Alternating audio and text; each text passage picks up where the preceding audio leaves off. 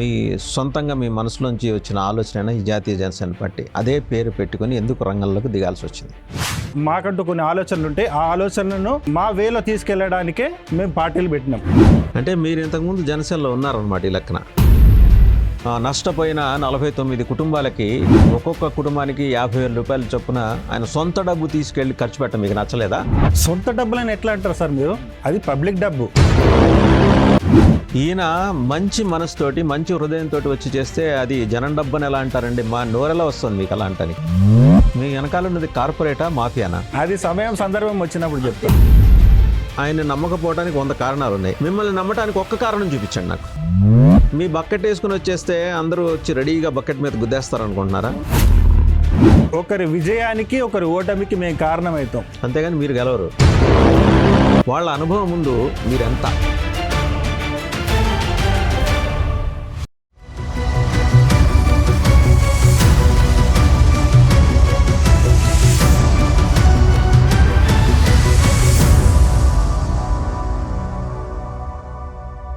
నమస్తే, welcome to 4 sides political thought. నేను మీ వాసుదేవన్.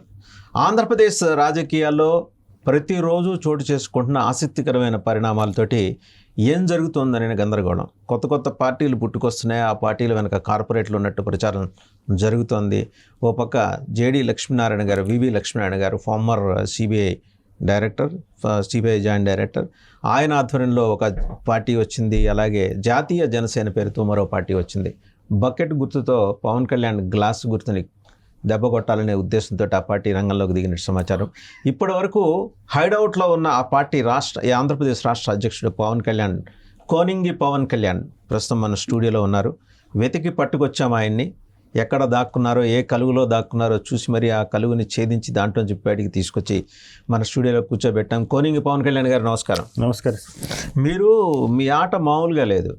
మీరు నిజంగా గెలుస్తారో లేదో తెలియదు కానీ జనసేనకి 10 ఏళ్ల నుంచి రాజకీయం చేసుకుంటూ ఉన్న జనసేనకి, గ్లాస్ గుర్తుతో వస్తున్న జనసేనకి మీరు మంట పెట్టే రకంగా మీరు జాతీయ జనసేనని రిజిస్టర్ చేసుకున్నారు. అంటే మీరు చాలా పక్కాగా ప్లాన్డ్గా వచ్చినట్టు తెలుస్తుంది. దీని వెనకాల ఉన్న బడా కార్పొరేట్స్ ఎవరు? పవన్ కళ్యాణ్, పవర్ స్టార్ పవన్ కళ్యాణ్ వ్యతిరేక శక్తుల, లేకపోతే మీ సొంతంగా మీ మనసులోంచి వచ్చిన ఆలోచన ఈ జాతీయ జనసేన పార్టీ అదే పేరు పెట్టుకొని ఎందుకు రంగంలోకి దిగాల్సి వచ్చింది? చూడండి సార్, ఇప్పుడు పార్టీలు అనేది, రిజిస్ట్రేషన్ అనేది ఇంతకుముందు ఏ పార్టీలు అయితే ఒక కాస్ కోసం పార్టీలు ఏర్పాటు చేసినాయో, ఆ కాస్ అంటే అలాంటి దాని గురించి పోరాడినప్పుడు అది ఆ పార్టీలో మేము ఉన్నాం అనుకోండి, వాళ్ళు ఆ పక్కదారిన పోయినప్పుడు మాలాంటి వాళ్ళు ఏం చేస్తారు, అరే మేము అనుకున్నది ఏంటి, అసలు మేము ఏ కాస్ గురించి పార్టీలో ఉన్నాము, ఏ కాస్ గురించి పార్టీలో కార్యకర్తలుగా పనిచేస్తున్నాము, ఏ కాస్ గురించి మేము పార్టీలో లీడర్లుగా పనిచేస్తున్నాము, అది కరెక్ట్ అయిన వేలో వాళ్ళు వెళ్ళినప్పుడు మాకంటూ కొన్ని ఆలోచనలు వస్తాయి. This is not right way. మాకంటూ కొన్ని ఆలోచనలు ఉంటాయి. ఆ ఆలోచనలను మా వేలో తీసుకెళ్లడానికే మేము పార్టీలు పెట్టినాం. అదే జాతీయ జనసేన పార్టీ. అంటే మీరు ఇంతకుముందు జనసేనలో ఉన్నారన్నమాట ఈ లెక్కన. ఆఫ్ కోర్స్ ఉన్నాము. ఎందుకంటే ఎక్కడ డిఫర్ అయ్యారు? మన కొణిదెల పవన్ కళ్యాణ్ గారితో ఈ కొనింగి పవన్ కళ్యాణ్ గారు ఎక్కడ డిఫర్ అయ్యారు? మేము జనసేనలో ఒక మామూలు కార్యకర్తలం.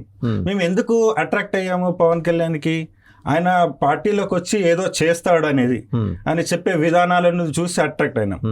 తీరా చూస్తే పవన్ కళ్యాణ్ గారు ఒక మాట పైన ఉండరు. ఆయన ఏదైతే మాట్లాడాడో దానికి అట్రాక్ట్ అయ్యాం. ఆయన ఏదైతే రాజకీయ పార్టీకి సంబంధించిన విధానాలు చెప్పాడో మేము దానికి అట్రాక్ట్ అయ్యాం. తీరా సంవత్సరము, 2 సంవత్సరాలు, 3 సంవత్సరాలు, 4 సంవత్సరాలు, 5 సంవత్సరాలు ఎలక్షన్కి మార్పు చెందుతూ మాట మారుస్తున్నందువల్ల మాకు అది నచ్చలేదు. కాబట్టి మేము ఏదైతే అనుకున్నామో దానికోసం సొంత డబ్బులు తీసుకెళ్లి ఫిషింగ్ హార్బర్లో జరిగిన ప్రమాదంలో నష్టపోయిన 49 కుటుంబాలకి ఒక్కొక్క కుటుంబానికి 50,000 రూపాయల చొప్పున ఆయన సొంత డబ్బు తీసుకెళ్లి ఖర్చు పెట్టడం మీకు నచ్చలేదా? సొంత డబ్బులని ఎట్లా అంటారు సార్ మీరు? ఆయన ఒక హీరో. అది పబ్లిక్ డబ్బు. పబ్లిక్ సినిమాలు చూస్తూ వచ్చిన డబ్బు పబ్లిక్లో పెట్టడంలో తప్పేం లేదు. పబ్లిక్ పెట్టడంలో అది చేసేది ఏదో ఉందో పవర్లో ఉన్న జగన్మోహన్ రెడ్డి గారు చేయలేదు, ప్రతిపక్షం అని చెప్పుకుంటున్న చంద్రబాబు నాయుడు గారి పార్టీ చేయలేదు. ఈయన మంచి మనసుతోటి మంచి హృదయంతో వచ్చి చేస్తే అది జనం డబ్బని ఎలా అంటారండి? మా నోరెలా వస్తుంది మీకు అలా అంటారు? 100% జనాబ్ డబ్బే. పవన్ కళ్యాణ్ దగ్గర డబ్బు ఎక్కడిది? ఎటు నుండి సంపాదించింది? ఆయన కష్టపడి స్క్రీన్ మీద యాక్ట్ చేసి సంపాదించింది. స్క్రీన్ మీద యాక్ట్ చేసి సంపాదించినా కూడా ఆ అభిమానులు అనేది లేకుంటే అసలు ఆయనకు ఆ సినిమాలు నడవవు, ఆయనకు డబ్బు రాదు. ఇప్పుడు ఆయన రెమ్యునరేషన్ 2 కోట్లు ఎలా తీసుకుంటున్నారు? పర్ డే 2 crores వస్తుందండి. 2 crores ఎలా డిమాండ్ ఉంది. డిమాండ్ ఎవరి వల్ల ఉంది? అభిమానుల వల్ల ఉంది. కాబట్టి అభిమానులతోనే హీరో ఉన్నాడు, అభిమానులతోనే పవర్ స్టార్ ఉన్నాడు, అభిమానులతోనే పవన్ కళ్యాణ్ ఉన్నాడు. కాబట్టి పబ్లిక్ డబ్బు పెట్టడం, సేవ చేయడం, డబ్బుకు ఇవ్వడంలో తప్పేం లేదు. అది పబ్లిక్ డబ్బే. నేను కూడా తప్పంటలేదుగా. ఆయన అంత మంచి పని చేశాడు, అది మీకు కనపట్టలేదా అంటున్నా. అది అఫ్కోర్స్ అది మంచి పని అయి ఉండొచ్చు. రాజకీయంగా దాన్ని యూజ్ చేసుకోవడం కోసం పైసలు ఇస్తున్నాడు, అది మీకు కనపట్టలేదా సార్? ఏమంటున్నారు? కౌలు రైతులకి కావచ్చు. ఇప్పుడు రాజకీయంగానే చేస్తున్న విధానాలు ఎలా ఉన్నాయి? అన్ని వ్యతిరేకంగా ఉన్నాయి. ఒకరోజు ప్రత్యేక హోదా అంటాడు, ఒకరోజు తెలుగుదేశం మా ఫ్రెండ్ అంటాడు, ఒకరోజు సిపిఐ మా ఫ్రెండ్ అంటాడు, సిపిఐ మా ఫ్రెండ్ అంటాడు, ఒకరోజు బీజేపీ మా ఫ్రెండ్ అంటాడు, ఒకరోజు ఇంకో పార్టీ అంటాడు, ఇంకో రోజు అలయన్స్ లో ఉన్నాడు. వాళ్ళ కొత్తగా మీరు చెప్పేది ఏంటి, మీరు ఖండించేది ఏంటి? బీజేపీతో ఆయన అలయన్స్ లో ఉన్నాడు. రాష్ట్రానికి వచ్చేప్పుడు తెలుగుదేశంతో జగన్మోహన్ రెడ్డి ప్రభుత్వాన్ని గద్దె దించాలి అంటే ఒక అనివార్యత, ఒక political inevitability has prompted him to do like that. దాన్ని మీరు ఎలా తప్పడతారు? జగన్మోహన్ రెడ్డి గారిని గద్దె దించడానికి తీసుకున్న నిర్ణయం అంటున్నారు, కానీ అదే నిర్ణయం అయితే ఏదో ఉందో అది 170 స్థానాలు పవన్ కళ్యాణ్ గారు నిలబడాలి, మిగతా ఎంపీ స్థానాలు 25 పవన్ కళ్యాణ్ గారు నిలబడి పబ్లిక్ ని సపోర్ట్ తీసుకోవాలి, పబ్లిక్ సహాయం తీసుకోవాలి, పబ్లిక్ ని ఓటు అడగాలి. అంతేగాని ఈరోజు నేను తెలుగుదేశం వైపు ఉంటా, నేను జగన్మోహన్ రెడ్డి గారిని ఓడిస్తా, రేపు ఇంకో పార్టీ వెనకాల ఉంటా అంటే పబ్లిక్ ఎలా నమ్ముతారు? పబ్లిక్ వదిలేసాయి. ఇప్పుడు ఉన్న సమాజంలో ఉన్న పబ్లిక్ని వదిలేసాయి. చివరికి వస్తే అభిమానులు కూడా నమ్మే పరిస్థితి లేదు ఈరోజు పవన్ కళ్యాణ్. మీరెలా అంటారు అభిమానులు నమ్మట్లేదని? కోట్లాది మంది అభిమానులు ఆయన వెనకాల ఉన్నారు. అభిమానుల నుంచే మేము పుట్టుకొని వచ్చిన మా జాతీయ జనసేన పార్టీ పుట్టుకొచ్చింది కదా. మీరు చూస్తే చాలా ఒక సామాన్య మధ్యతరగతి కుటుంబం నుంచి వచ్చినట్టున్నారు. మీ వెనకాల ఉన్న శక్తులేంటి? మా వెనకాల ఉన్నాయి కార్పొరేట్ శక్తులు చాలా ఉన్నాయి. అది అవసరం వచ్చినప్పుడు మేము చెప్తాం సార్. సరే, ఈరోజు జగన్మోహన్ రెడ్డి గారి ప్రభుత్వం 10 లక్షల కోట్లు ఖర్చు పెట్టింది, ఏది అప్పులు తీసిందని చెప్పేసి జనసేన తెలుగుదేశం ఇద్దరు ఆరోపిస్తున్నారు. రెండోది, కేంద్ర ప్రభుత్వం లెక్కల నుంచి చూస్తే 5 లక్షల కోట్ల దాకా ఉంది. సో 5ో 10ో ఆ 10 లక్షల కోట్లు 5 లక్షల కోట్లు మీరు వస్తే ఆ అప్పులు తీర్చేస్తాము అని ఒక స్పష్టమైన హామీ ఇవ్వడంతో పాటు ఎస్ మా దగ్గర ఆ డబ్బు ఉంది అని ఆధారాలు చూపిస్తారా? మేము 10 లక్షల కోట్లు ఏదైతే ఉందో ఆ అప్పు పోను ఇంకా అవసరమైతే సంక్షేమ పథకానికి ఆంధ్ర రాష్ట్ర అభివృద్ధికి ఇంకో 10 కోట్లు తెచ్చైనా మేము 10 లక్షల కోట్లు తెచ్చైనా మేము చేయగలుగుతాం. మా వెనకాల ఆ శక్తి ఉంది. మీ వెనకాల ఉన్నది కార్పొరేటా మాఫియానా? కార్పొరేట్ శక్తులు, కార్పొరేట్ మాఫియానా? కార్పొరేట్ శక్తులు ఉన్నాయి మా వెనకాల. ఏంటి సందర్భం వచ్చినప్పుడు అంత ఇంట్రెస్ట్ ఏంటి? ఇక్కడే పెట్టడానికి, ఇక్కడ ఎంతైనా ఖర్చు పెట్టడానికి ఆ కార్పొరేట్ శక్తులకు ఉన్న ఇంట్రెస్ట్ ఏంటి? ఇక్కడున్న ఏది మన కోస్టల్ బెల్ట్లో ఉన్న లాటరైట్ ఖనిజమా, లేకపోతే చాలా మినరల్స్ ఉన్నాయి, వాటి మీద కన్నేసి మీకు సపోర్ట్ చేస్తున్నాయా? కార్పొరేట్ మీకు సహాయం చేస్తున్నది లేదా చేస్తున్నాడు అంటే ఒక బడా కార్పొరేట్ ఖచ్చితంగా ఇక్కడున్న సంపదని దోచుకెళ్ళటానికి అనేది స్పష్టంగా అర్థమవుతున్న విషయం. మీరు ఎలా అంటారు సార్? ఖచ్చితంగా అలాగే అంటాను. దేశ రాజకీయాలు మొత్తము కార్పొరేట్ వ్యవస్థలపైనే ఆధారపడి ఉంటాయి. మీరు కాదంటారా? ఆధారపడి ఉన్నాయి. అఫ్ కోర్స్, అందుకే మా వెనకాల కూడా ఒక శక్తి ఉంది, కార్పొరేట్ శక్తులు ఉన్నాయి అంతే. కోనింగ్ పవన్ కళ్యాణ్ ఎందుకు ఎంచుకుంది ఆ కార్పొరేట్ శక్తి? చెప్పండి, నాకు చెప్పండి. అలా అది ఇప్పుడు సరైన వ్యవస్థ లేదు కాబట్టి మేము సరైన వేలో వెళ్తున్నాం కాబట్టి మా వెనకాల ఉన్నారు, మాకు సపోర్ట్ చేస్తున్నారు. పవన్ కళ్యాణ్ ఎందుకు సరైన వేలో వెళ్తలేదని మీరు అనుకుంటున్నారు? చాలా పబ్లిక్ తెలుస్తుంది కదా సార్, వాళ్ళు ఎందుకు ఒక నినాదం లేదు, సరైన పద్ధతి లేదు, ఒక మాట లేదు, సరైన మాట ఒక మాట మీద ఉండడం లేదు. వాళ్ళు ఎలా నమ్ముతారు పబ్లిక్? గానే ఆయన నమ్మట్లేదు. మిమ్మల్ని నమ్మటానికి ఆయన నమ్మకపోవడానికి 100 కారణాలు ఉన్నాయి. మిమ్మల్ని నమ్మటానికి ఒక్క కారణం చూపించండి నాకు. మమ్మల్ని నమ్మారు కాబట్టి మీ బకెట్ వేసుకుని వచ్చేస్తే అందరూ వచ్చి రెడీగా బకెట్ మీద గుద్దేస్తారు అనుకుంటున్నారా? మమ్మల్ని నమ్మారు కాబట్టి మా వెనకాల ఉన్నారు, మమ్మల్ని నమ్మారు కాబట్టి మా పార్టీ ముందుకు నడుస్తుంది. మీ స్ట్రెంత్ ఎంత అండి? మీరేమో ఏదో చెప్తున్నారు 175 అసెంబ్లీ సెగ్మెంట్లో మేము పోటీ చేస్తాం, 25 అసెంబ్లీ సెగ్మెంట్, 25 పార్లమెంట్ అని. మీకు అభ్యర్థులు ఉన్నారా? ఖచ్చితంగా 175 స్థానాలు అసెంబ్లీ, లోకసభ 25 స్థానాలు ఖచ్చితంగా మేము ఈ ఎలక్షన్లో నిలబడుతున్నాం. తక్కువలో తక్కువ 10 నుంచి 15 వేల ఓట్లు చీల్చుతాం. ఒకరి గెలుపుకు ఒకరి ఓటమికి మేమే కారణమవుతాం. ఏది 175 నియోజకవర్గాలు కలిపి 15,000 ఓట్ల ఒక్కొక్క నియోజకవర్గంలో 15,000 ఓట్లు మాకు ఉన్నాయి ప్రజెంట్. ఖచ్చితంగా చీలుస్తాం. ఒకరి విజయానికి ఒకరి ఓటమికి మేము కారణమవుతాం, అంతేగాని మీరు గెలవరు. మేము కూడా గెలిచే స్థానాలు ఉన్నాయి. నాకు పేర్లు చెప్పక్కర్లేదు కానీ గెలిచే స్థానాల సంఖ్య ఉజ్జాయింపుగా చెప్పండి. గెలిచే స్థానాలంటే సుమారుగా మాకు ఒక 80 స్థానాల వరకు ఉండొచ్చు. షూర్. ఓ పక్క షర్మిలమ్మ దిగుతోంది, ఆవిడ కాంగ్రెస్ని బలోపేతం చేస్తూ. ఆమెతో ఏమైనా పొత్తు పెట్టుకునే అవకాశాలు ఉన్నాయా? లేదండి, మేము ఎవరితో పొత్తు పెట్టుకోం. షూర్. సో మిమ్మల్ని నడిపిస్తున్న కార్పొరేట్ శక్తులు మీకు ఇచ్చిన డైరెక్షన్ ఏంటంటే ఎవరితోనూ పొత్తు పెట్టుకోవద్దని. ఎవరితోనూ పొత్తు పెట్టుకోము, ఎవరి ప్రభుత్వంలో భాగస్వామ్యం కాము. మీరు రాగానే మొదలుపెట్టే, ఒకవేళ నిజంగానే మీరు 80 సీట్లు గెలుస్తూ ఉంటున్నప్పుడు ఇంకో 10-15 మీరు పక్క పార్టీ నుంచి లాక్కుంటే మీరే గవర్నమెంట్ ఫామ్ చేస్తారు కదా? కావచ్చు, ఆఫ్కోర్స్ అవ్వచ్చు. గవర్నమెంట్ వచ్చినా రావచ్చు ఈ ఎలక్షన్ లో. మా గవర్నమెంట్, మా ప్రభుత్వం వచ్చినా ఏదో ఢిల్లీనో మధ్యప్రదేశో లేకపోతే ఛత్తీస్గఢ్ అనుకుంటున్నారు. ఇది ఆంధ్రప్రదేశ్ కాబట్టే చెప్తున్నా సార్. ఆంధ్రప్రదేశ్లో మీ రాజకీయాలు, మీ కార్పొరేట్ రాజకీయాలు నడవు, ఎమోషనల్ రాజకీయాలే ఇక్కడ ప్లే చేస్తున్నారు. చంద్రబాబు గారు అరెస్ట్ తో టీడీపీ ఒక ఎమోషన్ బాడీ తీసుకొచ్చింది. జగన్మోహన్ రెడ్డి గారు నా ఎస్సీ ఎస్టీ బీసీ మైనారిటీ అక్కలు అమ్మలు అవ్వలు చెల్లెళ్ళు వీళ్ళందరికీ ఇంత ఇస్తున్నాయని ఆయన ఎమోషన్స్ తోటి వస్తున్నాడు. ఓ పక్క పవన్ కళ్యాణ్ గారు Varahi phase 1 phase 2 phase 3 phase 4లో ఆయన ఏం చేయబోతున్నారో ఆయన ఒక 6 సంక్షేమ పథకాలు ప్రకటించారు జగన్మోహన్ రెడ్డి గారు ఇచ్చేదానికన్నా. అంటే ఇంట్లో వాళ్ళు ఎవరు ఇంకా బయటికి రావాల్సిన అవసరం లేకుండా తెలుగుదేశం జనసేన కాంబినేషన్ వాళ్ళకి డబ్బులు అలా కుమ్మరించడానికి రెడీగా ఉంటే మీరేం చేస్తారండి? మేము చెప్పేది ఏంటంటే సంక్షేమ పథకాలు ఒకటే ఇంపార్టెంట్స్ కాదు. ఇప్పుడు మనకు ప్రత్యేక హోదా అనేది చాలా ముఖ్యమైన విషయం.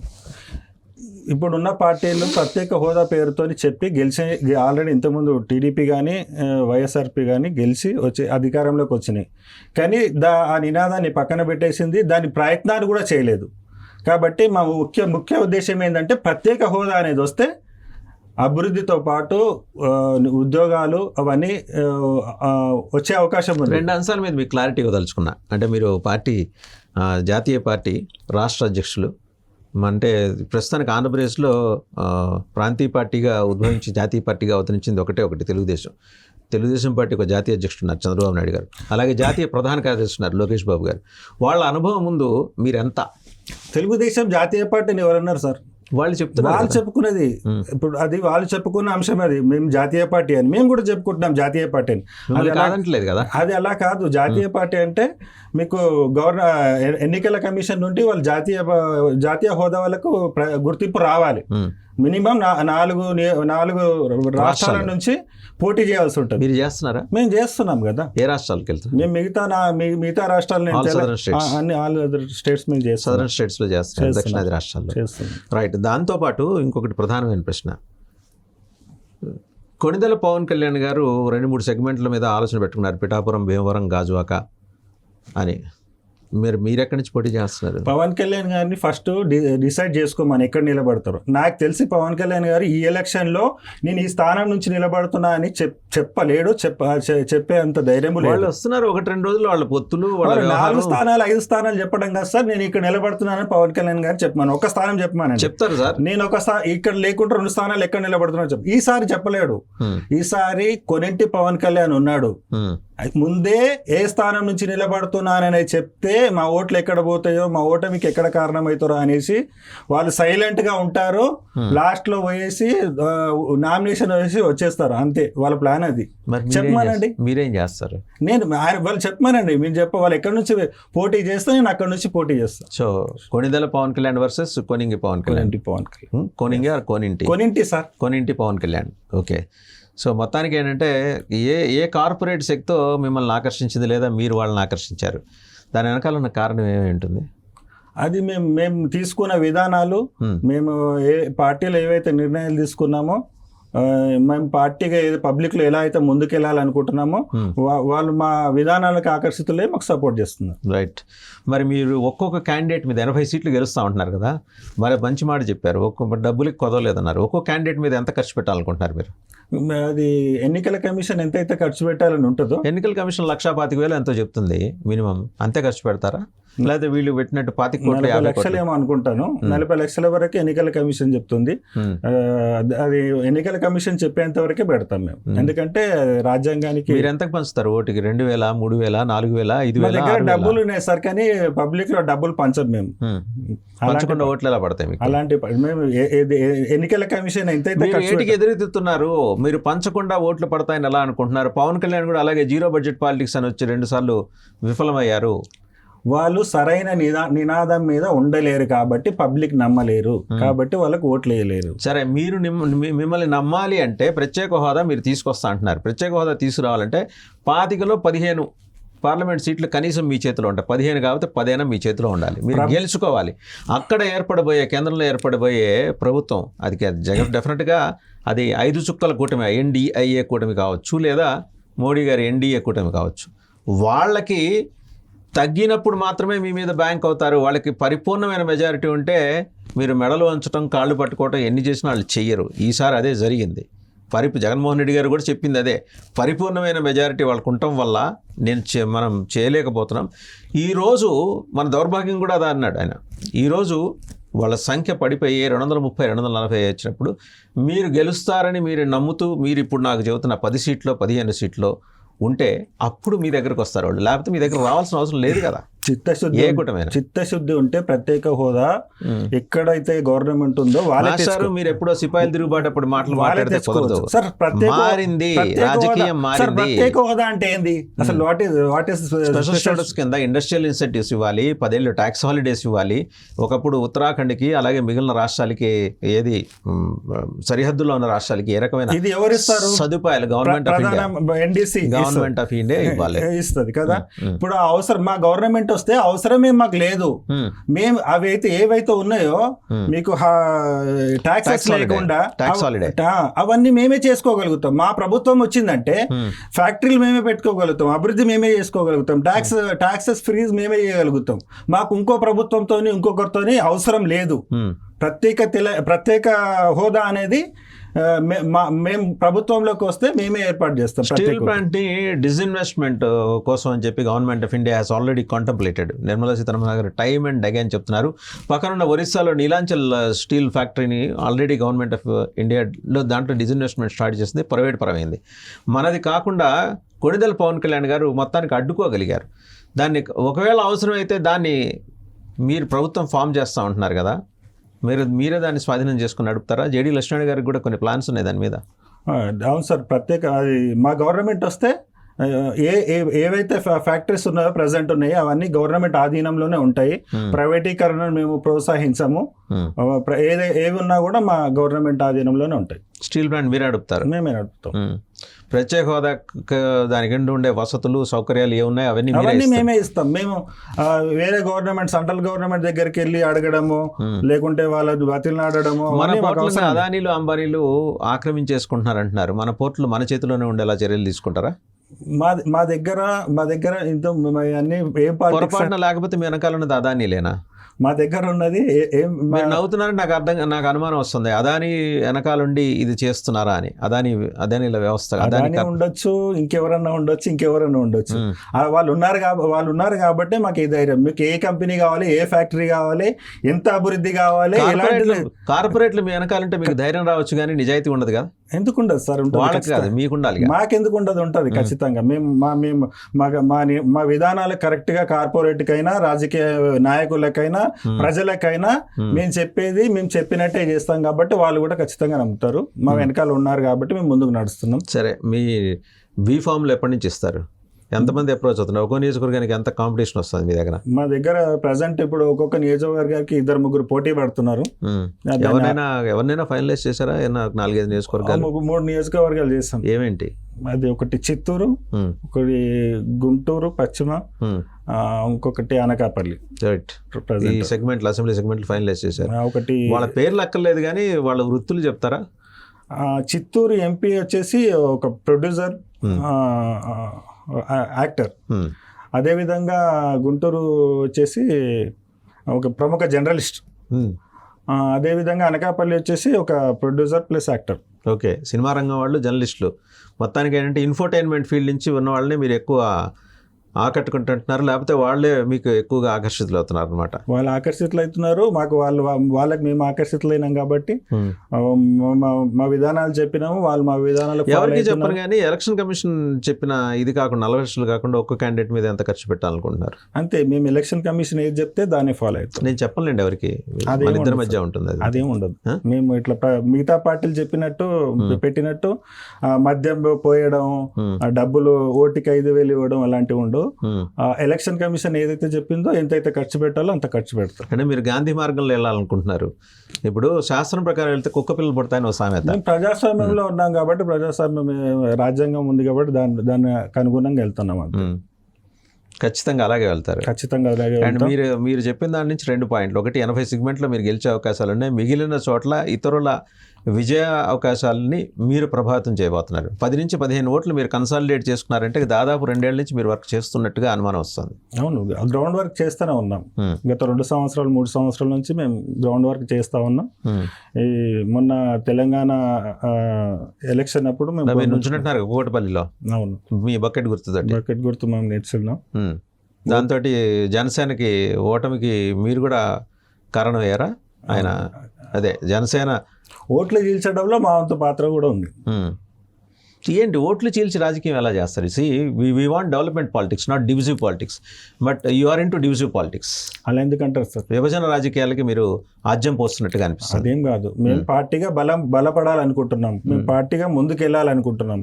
మాకు వేరే పార్టీలతో ఆయన జగన్మోహన్ రెడ్డి వ్యతిరేక ఓటుని కన్సాలిడేట్ చేయాలని ఆ పవన్ కళ్యాణ్ గారు ప్రయత్నిస్తుంటే, ఈ పవన్ కళ్యాణ్ డివిజివ్ పాలిటిక్స్, విభజన రాజకీయాలకు వెళ్ళి ఓట్లు చీల్చే ప్రక్రియకి పాల్పడుతున్నారు. ఎవరిని ఉద్ధరించడానికి, ఎవరి పాలిటిక్స్ ఎవరిని దెబ్బతీయడానికి, ఎవరి పాలిటిక్స్ వాళ్ళవి. ఇక్కడ పవన్ కళ్యాణ్ జనసేన పవన్ కళ్యాణ్ పాలిటిక్స్ వాళ్ళవి, జాతీయ జనసేన పవన్ కళ్యాణ్ పాలిటిక్స్ మావి. ఎవరి పాలిటిక్స్ లో వాళ్ళు వెళ్తారు, ఎవరి వేలో వాళ్ళు వెళ్తారు, ఎవరి ఉద్దేశాలతో వాళ్ళు వెళ్తారు, ఎవరి విధానాలతో వాళ్ళు వెళ్తారు. అలాగే మా విధానాలతో మేము వెళ్తాం. మీరు ఆల్రెడీ బకెట్తో జనంలోకి వచ్చేసారు కదా, మళ్ళీ గ్లాస్ గుర్తు కోసం ఎందుకు మీకు ఆరాటం? ఇప్పుడు రిజర్వ్డ్ అని ఉంటాయి కదా సార్, అది ఇప్పుడైతే ఫ్రీ సింబల్, అది ఫ్రీ సింబల్ లో ఉంది కాబట్టి మేము ఆయన ఉంది కదా, ఆయన గ్లాస్ ఆయన ఉంచొచ్చు కదా, ఆ గ్లాసుని పగలగొట్టండి దేనికి మీరు?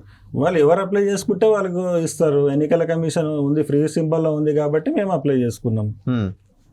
వస్తే అలా అని కాదు కదా, అంటే ఫస్ట్ కమ్ ఫస్ట్ సర్వ్ అని, లేదా దానికి కొన్ని గైడ్ లైన్స్ ఉంటాయి, నిర్దిష్టమైన గైడ్ లైన్స్. ఆల్రెడీ జనబాహుళ్యంలో 10 ఏళ్లుగా పనిచేస్తూ గ్లాస్ గుర్తు పెట్టుకుని తిరుగుతున్న ఆయన్ని కాదని బక్కడితో వచ్చిన మీకు ఎలక్షన్ కమిషన్ ఆ గుర్తు కేటాయిస్తుందనే నమ్మకం ఏంటి మీకు? చెప్పండి. 10 ఏళ్ల నుంచి వాళ్ళు పాలిటిక్స్ లో ఉన్నారు, అయితే వాళ్ళకి ఫస్ట్ దాన్ని అప్లై చేసుకోవాలని తెలిసి ఉండాలి కదా వాళ్ళకి. మరి వాళ్ళకి 10 ఏళ్ళ నుంచి రాజకీయాలు చేసిన వాళ్ళ వెనకాల మోడీ ఉన్నారు.